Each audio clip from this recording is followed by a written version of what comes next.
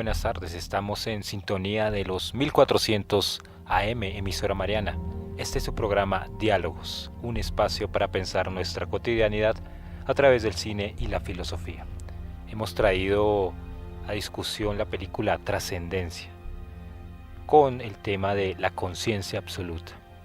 Me gustaría que comentáramos un poco el reparto que tiene esta película.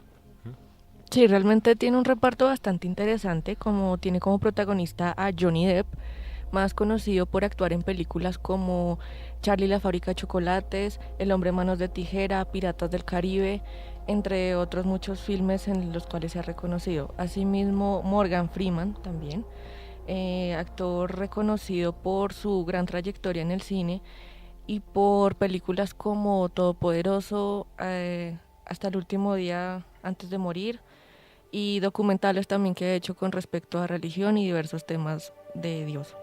Sí, destacó mucho uno de esos documentales que ha hecho sobre Dios. Hizo una extensa investigación frente al tema de cómo se piensa la inmortalidad. Sí. Y miren que este tema le llama mucho la atención a él, por eso se vincula a la película.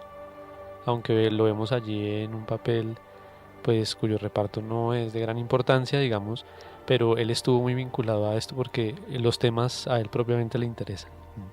Y bueno, también rescatar la figura de Paul Bettany, ¿sí?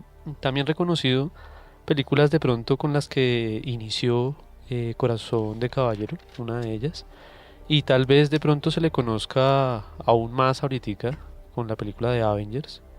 Él protagoniza allí el papel de Vicio, superhéroe, ¿ven? Y es reconocido también por ese papel. Y bueno, lo vemos allí actuando amigo de la pareja de Will Caster y Evelyn. Bueno, y para continuar pues con lo que hemos venido discutiendo también sobre la inteligencia colectiva, es bueno que rescatemos como el hilo conductor de lo que hemos traído hasta acá. Hemos hecho pues un rastreo sobre la historia como general digamos, la sociedad de la información, y de todo esto pues nos conduce a discutir este tema nuclear que pues es la inteligencia colectiva. Hemos dado algunos ejemplos también, pero pues ya que tenemos al profesor Marco acá, quisiera que pues él nos hablara de un autor que es Pierre Levy, que ha discutido pues a profundidad este tema. Bueno, este señor Pierre Levy es un filósofo canadiense que ha cobrado mucha relevancia en el mundo académico debido precisamente a la formulación de su concepto de la inteligencia colectiva. Eh, Pierre Levy ha estado muy interesado en el tema de eh, el impacto que ha tenido Internet en la cultura y en la sociedad pues, contemporánea, ¿no? Entonces él ha escrito obras como por ejemplo Cibercultura, eh, o textos como ¿Qué es lo virtual? Pero una de sus obras que quizás es fundamental para entender su propuesta es precisamente Inteligencia Colectiva. En Inteligencia Colectiva él explica qué es o cuál es el significado que él ve en el surgimiento de Internet y en el desarrollo de Internet, que ya no es simplemente como una red que permite poner información a disposición de otros, sino que es una red que permite interacciones, ¿no? Ya sabemos que hay unos proyectos de Web 2.0 y Web 3.0 donde la interacción entre los usuarios es cada vez más efectiva, más real, hay mayor capacidad de transmisión de conocimiento, de información, perdón, y pues obviamente de construcción de conocimiento. Así que bueno, Pierre Levy habla de que estamos en un momento clave para el desarrollo de un desarrollo tecnológico que va a conducir a un paso, a un cambio evolutivo. Y ese cambio evolutivo él lo relaciona con el impacto que ha sido hasta el momento producido por el desarrollo de la revolución industrial o las diferentes revoluciones industriales. Es evidente que la sociedad contemporánea ha avanzado muchísimo más en los últimos 100 años que en todos los milenios anteriores. Entonces, partiendo, digamos, de esa lógica de una aceleración de las transformaciones sociales, Pierre Levy observa que la revolución industrial y el desarrollo de la sociedad industrial permitió que se desarrollaran formas de vida sociales y formas de dar significado a las cosas que son inéditas en la historia de la humanidad. Por ejemplo, y recurriendo a algo que Daniel nos comentaba hace un rato, acudiendo a las metáforas de la biología, él ve que lo que hizo posible el éxito de la revolución industrial fue el hecho de poder acopiar, por ejemplo, materias primas en centros de transformación y luego centros de distribución, y así surgen nodos y redes de intercambio de bienes. Pero él observa que con el advenimiento de Internet, con la llegada pues, de la tecnología de interconexión de datos, la riqueza ahora no está tanto en el intercambio de bienes como en el intercambio de información y sobre todo en el intercambio de conocimiento. Así que esta idea de la inteligencia colectiva finalmente, ¿qué significa? Que la verdad, o que el conocimiento más bien, para no, digamos, meternos en problemas de si es o no la verdad, pero el conocimiento está ahora disponible para todos en cualquier momento, ¿no? Él ve que la sociedad de la información es una sociedad en la cual desde cualquier punto del mundo, ¿sí? No hay un centro, sino todo está distribuido. Desde cualquier punto del mundo se puede aportar, y hay ciertos elementos que permiten como materializar o ver materializada esa idea. Por ejemplo, lo que se mencionaba hace unos minutos sobre Wikipedia, ¿no? Wikipedia es un proyecto de inteligencia colectiva, es decir, Wikipedia no tiene un autor, Wikipedia tiene muchos autores que, teniendo un conocimiento, son capaces de ponerlo a disposición de otros a través de la red, y es la red misma la que permite que otros usuarios en otros lugares puedan añadir o quitar información, e incluso otros usuarios hacer control sobre si ese texto, como está, bueno, y no solamente es texto, es hipertexto, es incluso imagen y sonido, si toda esa información es relevante y se acepta, ¿no? Entonces, es esta idea de inteligencia colectiva, pues obviamente ha estado tomando mucha fuerza en la cultura contemporánea, porque es evidente que actualmente nuestra fuente de conocimiento, por decirlo así, es Internet. Bueno, queremos que nuestros queridos oyentes nos comenten sus apreciaciones acerca de lo que nos ha comentado ahorita el profesor Marco. Recuerden contactarnos en Facebook en la página Círculo Bacatá, en nuestra página web condialogos.wordpress.com, y pueden también contactarnos por el teléfono de la emisora Mariana 246-2712. Queremos conocer sus apreciaciones y propuestas también con respecto al tema que estamos comentando y a la película que hemos abordado. Bueno, vamos a darlos entonces con otro soundtrack.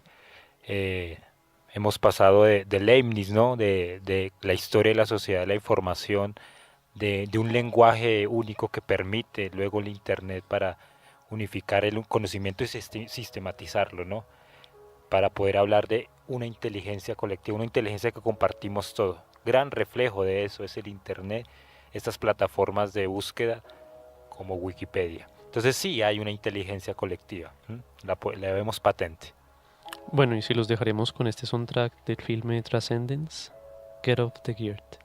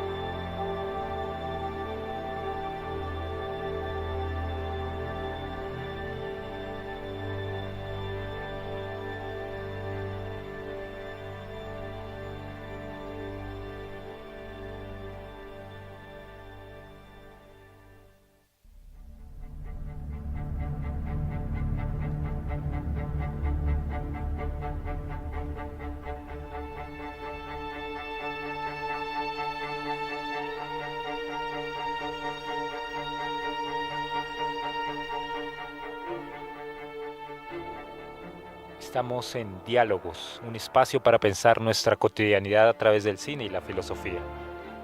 Hemos hablado un poco de la inteligencia colectiva, pero la película nos va presentando el tema hacia la conciencia, una conciencia omnipresente, una conciencia absoluta, que es el gran problema que nos presenta aquí Johnny Depp en Trascendencia.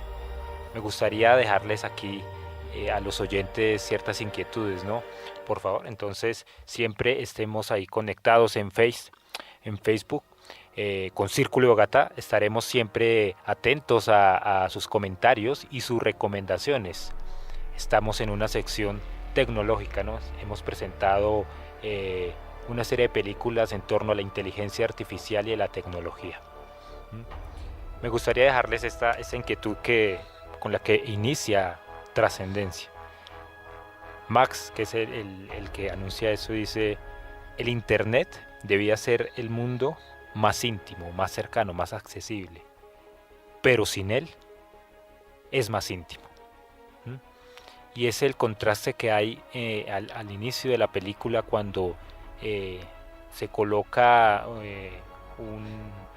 un teclado como tranca de una puerta, ¿sí? La tecnología ya no es, ya es inservible. El Internet ha dejado como más cercana a la gente. Interesante ese contraste que hace ahí la película. Sí, muy importante que Luis Alfredo rescate esta frase, incluso iniciando la película, para narrar él desde un panorama un poco distópico de lo que sería la tecnología para ese entonces, como ya no es un artefacto útil dentro de la sociedad, sino es vista como con reticencia y como paradigma del dominio y de la vigilancia, y por lo tanto se deja atrás la tecnología, ¿no? Y en ese mundo distópico él empieza a narrar algo que empieza con una frase, algo así como después de la colisión del hombre y la tecnología. Es importante que él lo plantee como una colisión entre el hombre y la tecnología, que estaba por darse y que advenía, y de lo que ya se habían, digamos que, evidenciado matices. ¿Y por qué digo que es importante que él lo plantee bajo el concepto de colisión?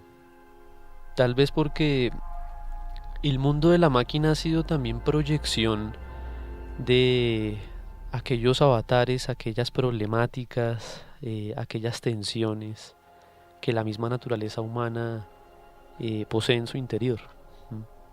Y hemos proyectado ese mundo también a través de los artefactos, a través de lo que tenemos hoy a la mano, que es la tecnología. Y hablando un poco sobre lo que en este sentido nos venía comentando Luis Alfredo, me parece que es importante que nuestros oyentes se planteen esa pregunta de fondo.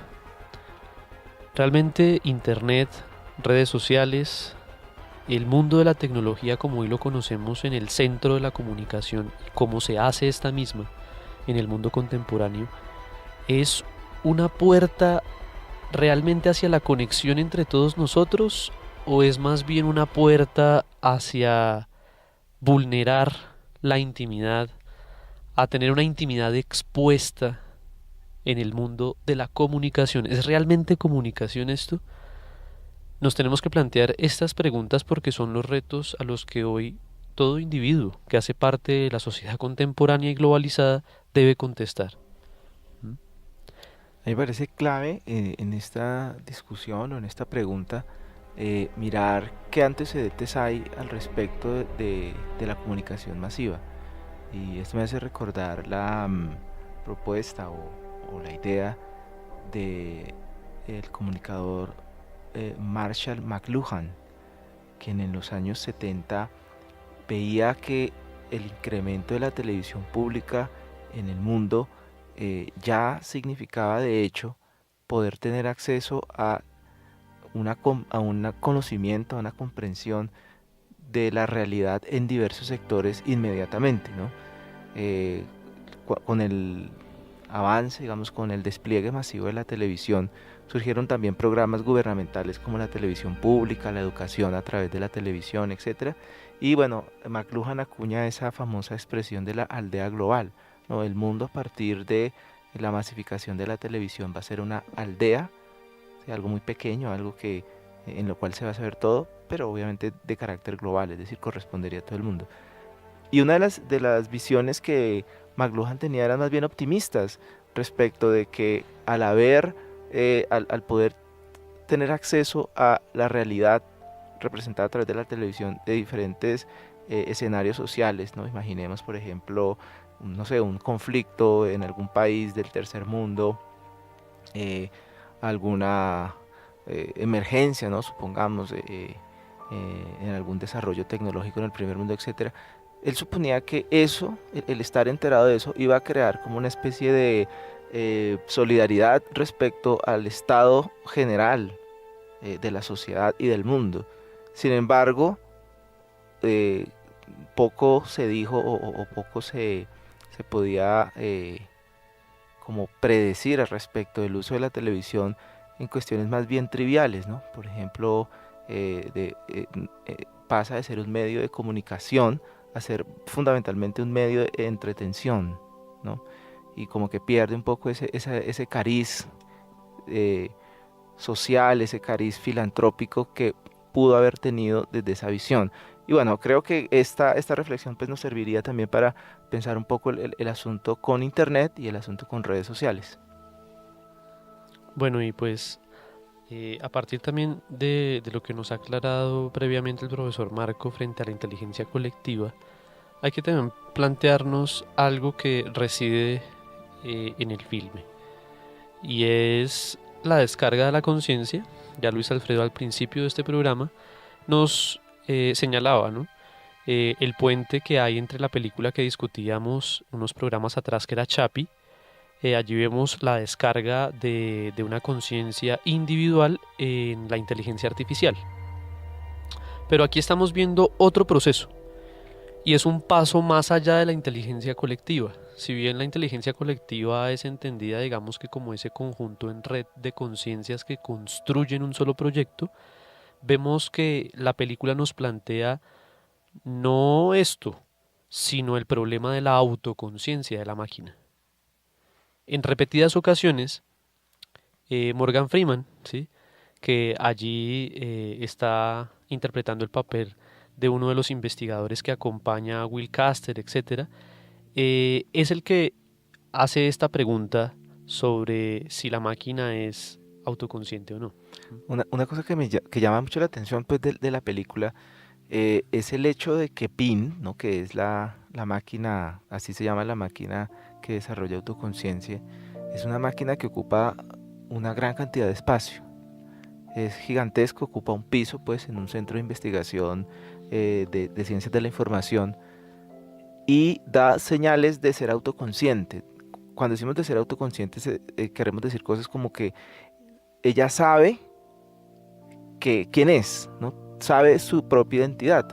Y de hecho, pues, un subtítulo que se le dio a la película en español es Identidad Virtual, ¿no? Es una conciencia que sabe que es, que sabe que existe, que sabe que tiene información o tiene ciertos estados eh, de, llamémoslo así, de conciencia, sabe lo que la información que posee, tiene recuerdos, puede evocar, puede responder, identifica a sus interlocutores, ¿no? Y toma una posición en un diálogo. Ahí lo interesante es, volviendo al asunto de las dimensiones que tiene esa máquina. Y ciertamente pues es una de las cuestiones que han sido objeto de estudio, ¿no? ¿Cuánta capacidad necesita una computadora para poder llegar a emular los procesos cerebrales? En ese campo o frente a esto, pues hay un destacado autor norteamericano que se llama Hans Moravec, quien ha desarrollado una teoría en la cual él predice que en la próxima década se alcanzará la capacidad de procesamiento del cerebro. Hace una conversión o crea o acuña una expresión que él llama MIPS, que es algo así como múltiples información por segundo, creo que es como se traduce. En ese momento pues no tengo la información aquí a la mano, pero el caso es que Moravec ciertamente prevé que utilizando esa unidad que él llama MIPS, se puede esperar que con el desarrollo de los procesadores cada vez más sofisticados, más pequeños, pero también más demandantes de energía, ¿no? Se va a tener la capacidad de emular esa capacidad cerebral. Y de hecho, pues eso también permite entender en la película por qué cuando ya esta conciencia existe, requiere un gigantesco lote de paneles solares para poder existir, ¿no? Entonces, bueno, ahí hay un punto clave, que es esa relación entre capacidad de procesamiento, demanda de energía, para emular la conciencia. Pero por ahí se empieza a tener esta idea de que la conciencia se puede ciertamente transferir a un dispositivo digital o un dispositivo informático. Sí, creo que hemos quedado como a las puertas de uno de esos grandes temas que tiene que ver con la filosofía de la tecnología, y es el dataísmo. Hay una cuestión aquí particular en la película y que queremos dejar ya planteado para el cierre del programa. Uno pensaría que Will Caster es realmente la conciencia que se ha descargado, pero al parecer hay como una especie de traslape entre PIN, porque son 5 núcleos de la máquina que se sacan, y la conciencia de Will Caster. La indeterminación no la plantea la película. Al final no podemos saber con exactitud quién es Will Caster o quién es PIN. Si son los dos, si PIN reserva o conserva los datos de la conciencia de Will Caster y después los libera. Esto es algo que nos plantea la película de fondo y que en realidad sirve bastante para discutir este tema del dataísmo, la conciencia como dato. Hay algo interesante, y es que constantemente esta conciencia digital, para ser reconocida, ¿no? Porque la persona que lo puede reconocer es la mujer, ¿cómo se llama? Evelyn. Evelyn. ¿Mm? Y él acude constantemente a recuerdos personales para poder reconocerle que él es Will, ¿sí? No, cuando nos conocimos en la universidad, como para darle reconocimiento y darle una identidad. Interesante este tema de cómo en nuestros propios recuerdos, ¿sí? Somos conscientes de que somos lo que somos, ¿sí? ¿Sí? En el recuerdo. Claro, Sí. esto en el campo de la filosofía pues lo llaman el problema de la identidad personal. Sí. Cómo saber que uno es uno, Exacto. que una persona es ella misma. Entonces digamos que el criterio para poder decir qué es esa persona es que identifica una unidad de recuerdos o se identifica con una serie de recuerdos en los cuales ve una unidad. Entonces, también parte de esa aspiración del dataísmo para hacer o para entender la conciencia es que es la recopilación de todos los recuerdos. Y finalmente, pues la idea que subyace en esto es que los recuerdos finalmente se pueden ubicar en algún lugar o en alguna serie de sinapsis o en algún lugar en el cerebro, etcétera. Y si se puede ubicar allí, entonces se puede convertir eso en algoritmos. Y si esos algoritmos se pueden transcribir luego en un lenguaje de programación, pues ya está, ¿no? Ya se tiene. Se puede descargar la conciencia. Se puede descargar la conciencia, exactamente. Pero claro que sí, ciertamente sí hay experimentos que ya muestran que con diodos o con dispositivos pues para hacerle escaneo cerebral se puede identificar actividad cerebral, e incluso veían en una demostración hace poco, se puede leer un pensamiento, ¿no? Trazar o a partir de un escaneo cerebral mostrar cuál es la imagen que se está representando en la conciencia de esa persona con ese cerebro. Bueno, hemos llegado al final de esta primera parte de la película Trascendencia. Los esperamos en 8 días, por favor. Ojalá y vean y se motiven a ver esta muy buena película de Johnny Depp. Agradecemos a aquellas personas que hacen posible este programa. Recuerden contactarnos en nuestra página de Facebook, Círculo Bacatá, nuestra página condialogos.wordpress.com y al teléfono 246-2712 para saber sus opiniones, propuestas y demás comentarios que tengan acerca del tema que hemos trabajado aquí con nuestra mesa de trabajo y frente a esta película Trascendencia. Les dejo esta frase para colocarnos en sintonía de diálogos. El Internet debía ser el mundo más íntimo, pero es más íntimo sin él, sin el Internet. Muchas gracias, los esperamos viernes 4 de la tarde.